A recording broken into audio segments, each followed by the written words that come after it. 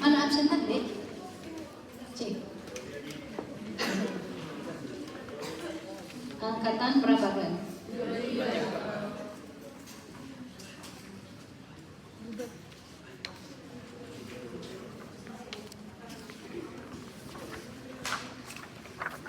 Orang ya? Siapa yang nggak ada ini? Kemana si Susi? Nomor berapa dia?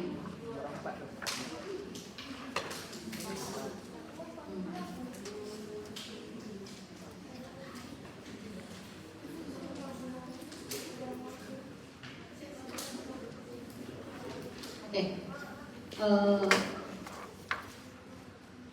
Sebelum menilai ini foto, kalian harus terlebih dahulu tahu 3 hal. Yang pertama, identifikasi.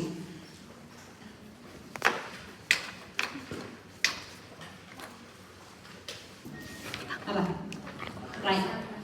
Kalau dibikin di sini L atau left. Kenapa harus ada marker? Karena kalau nggak dibikin marker, misalnya seperti ini kan. Nanti kalian bilang ini adalah dextrocardia. Artinya di sini yang R, jadi jantung apexnya di sebelah kanan. Jadi marker ini sangat penting. Dan yang lebih penting lagi, dan sama pentingnya adalah di sini ditulis apa? PA, artinya posterior anterior. Artinya kaset ada di depan dari pasien dan X-ray datang dari posterior. Ini yang kedua ya, marker. Ini harus ada. Kenapa harus ada? Karena kalau kita tidak tahu ini PA atau AP, kalian tidak bisa menilai CTR. Oke? Yang ketiga, kalian harus tahu kualitas dari foto. Kualitas foto torak yang baik adalah kita lihat dari kejelasan vertebra torakal. Menurut teori, vertebra yang foto torak yang baik itu adalah jelas terlihat vertebra 1, 2, 3, 4. Kemudian dia akan semakin suram. Itu teori dulu. Karena dia pakai kaset yang lama, yang sistem celup, pakai kamar gelap. Sekarang ini nggak perlu kamar gelap, udah sistem computerized. Jadi kita bisa adjust kontrasnya, adjust ketajamannya, sama seperti kalau kita edit foto di handphone. Ini juga sudah seperti itu.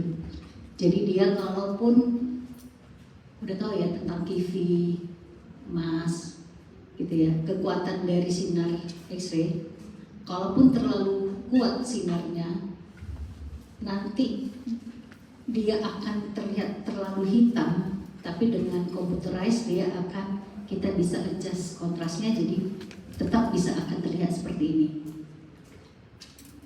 Itu yang penting sebelum kalian tahu atau sebelum kalian mulai membaca foto. Jadi jangan kalian naikkan foto ini ke kotak ini sebelum kalian lihat ada identifikasi, marker, dan kualitas daripada foto. Nah, ini sekarang sudah terpenuhi 3. Kualitasnya bagus, markernya ada, identifikasi ada. Apa selanjutnya yang harus kita nilai? Setiap literatur atau setiap universitas beda-beda. Kalau dari kami yang belajar dari UI, kita menilai dari tengah ini, baru ke samping, baru ke tulang-tulang. Tapi bisa juga dari divisi lain atau dari UNER atau Bandung, mereka lihat dari paru-parunya dulu, baru ke jantung, baru tulang-tulang. Nah itu sama aja. Yang penting dia ada semua di kertas ekspertisenya. Apa aja yang harus dinilai di fototoraks ini?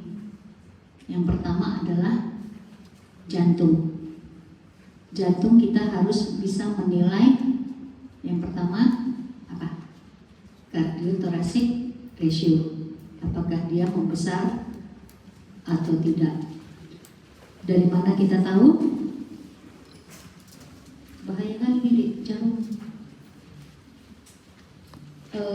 Kita tarik garis lurus vertebra.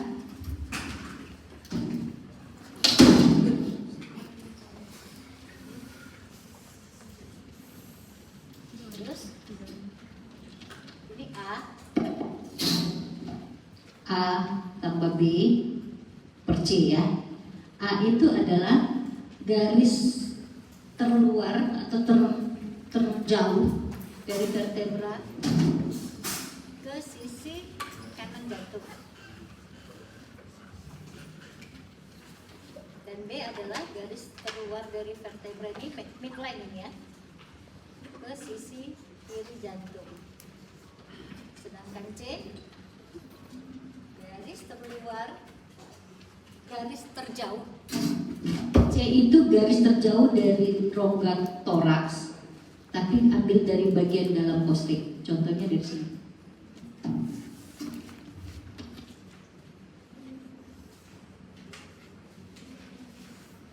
Ya. Ini A, ini B, dan ini C. Normalnya dia harus kurang dari 50%. Pertanyaannya, kalau dia posisi AP, bisakah kita nilai CTR? Kan pasien itu nggak selamanya sehat, nggak selamanya bisa berdiri dan kalian instruksikan tarik nafas dalam, tahan. Nggak selamanya bisa seperti itu. Kadang pasien penurunan kesadaran, dia tiduran. Bisa nggak kalian nilai CTR?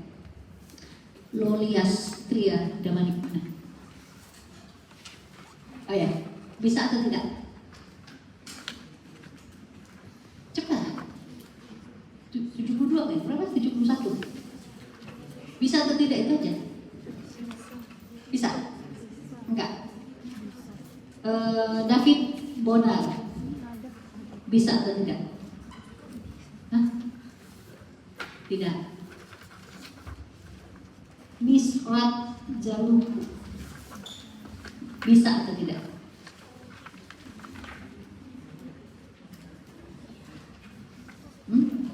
Tidak. Di kemana ini? Rahel Lampiur bisa atau tidak? Kalau friend, apa kata kawan?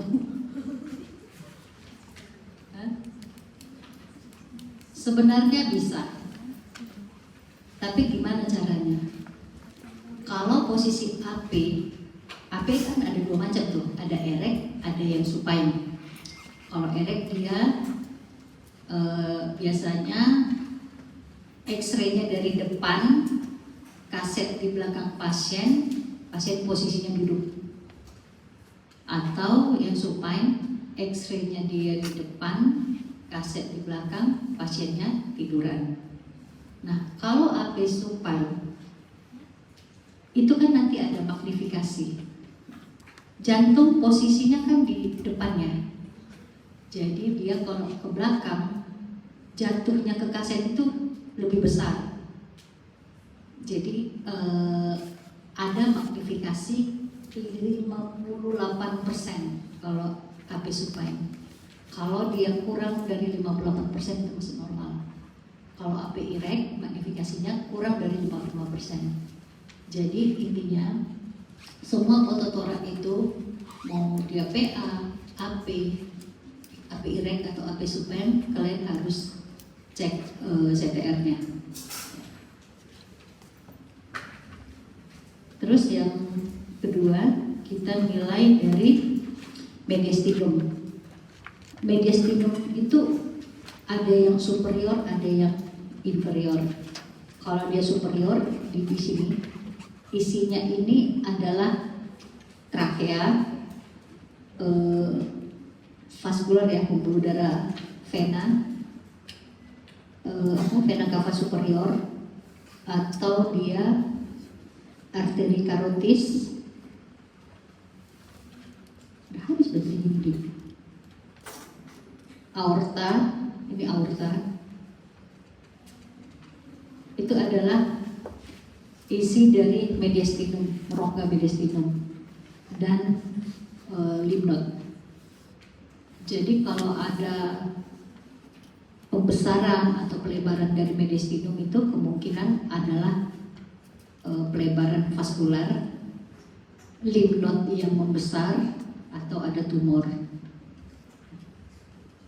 Terus ke bawah kita udah lihat tadi trakea, ini trakea ya.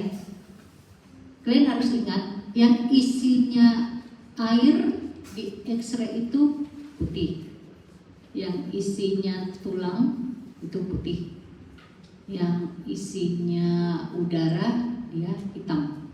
Jadi kalau trakea normalnya isi udara ya, di tengah ini dia hitam. Oke.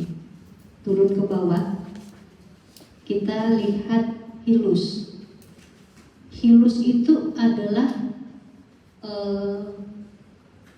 suatu lubang yang isi lubang itu adalah pembuluh darah, ada lymph node.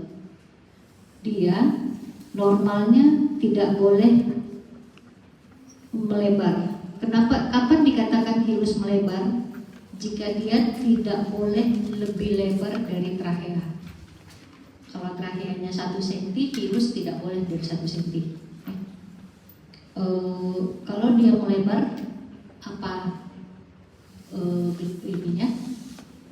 Kemungkinan yang terjadi bisa dia ada penebalan, pelebaran pembuluh darah atau pembengkakan KGB. Kapan contoh hilus bisa melebar? Kalau dia kardiomegali dengan hipertensi pulmoner, kalau dia ada massa, atau kalau dia ada TB dengan pembesaran kelenjar getah beningnya. Sampai saat ini ada yang bertanya?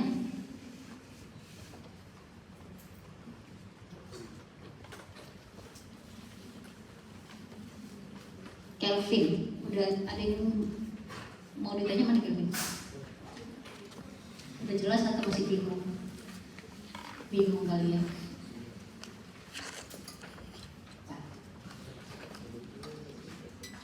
Nah, terus habis dari jantung, trakea, hilus, kita masuk ke paru-paru.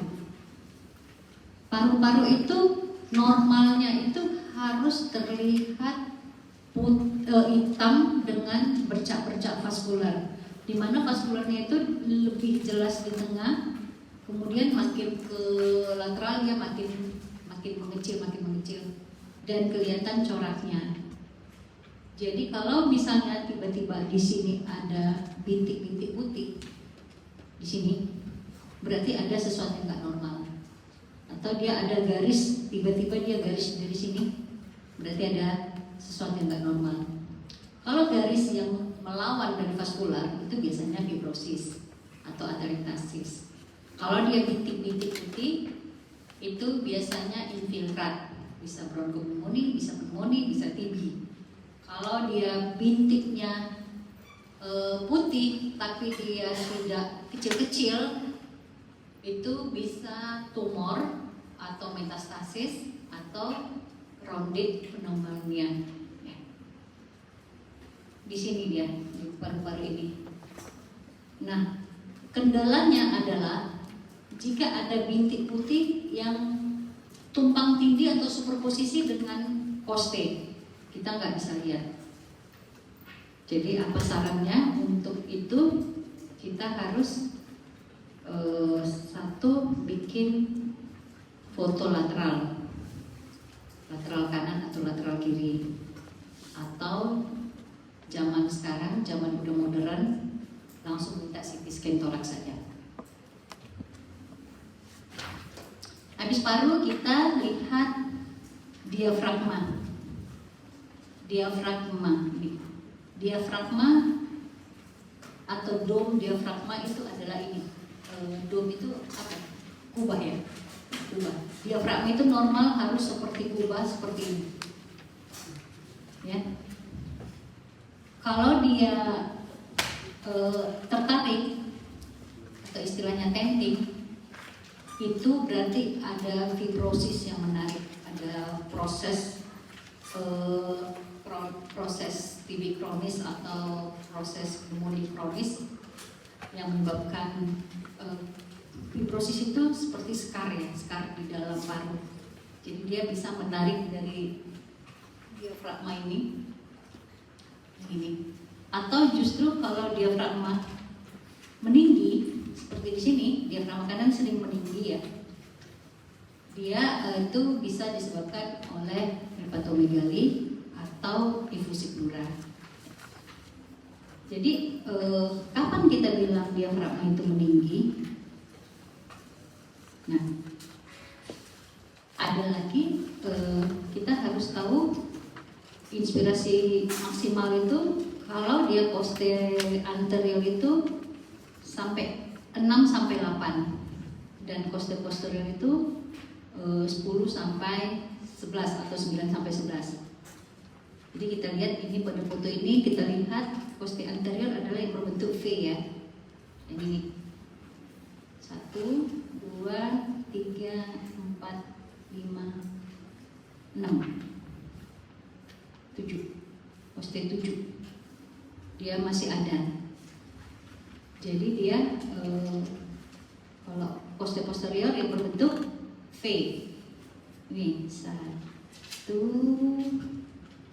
ini 1, 2, 3, 4, 5, V anterior yang berbentuk V atau W, kalau posterior berbentuk A yang ini.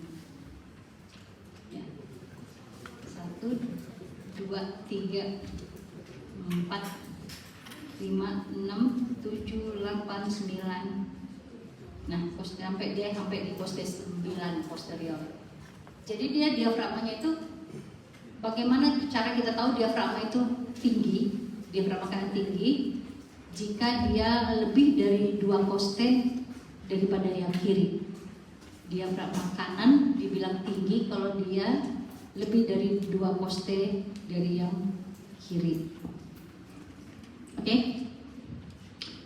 Diafragma udah, poste udah, ya tulang-tulangnya. Kita menilai poste itu, tulang itu satu untuk menilai dia fraktur atau tidak, atau dia ada lesi litik atau plastik yang menunjukkan suatu tumor atau metastasis. Baru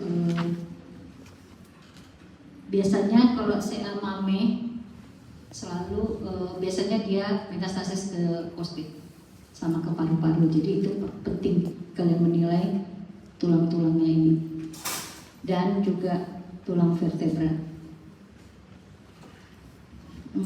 Kalau skapula kita sulit menilai karena skapula istilahnya terlempar keluar dari paru. Tapi kadang-kala bisa kelihatan jelas, kita bisa nilai juga skapula dan clavicula. Apa lagi? Udah ya? Selanjutnya adalah jaringan lunak yang di samping ini. Kita harus bisa menilai ini jaringan lunak ini sedikit lebih putih dibandingkan organ dalam perut.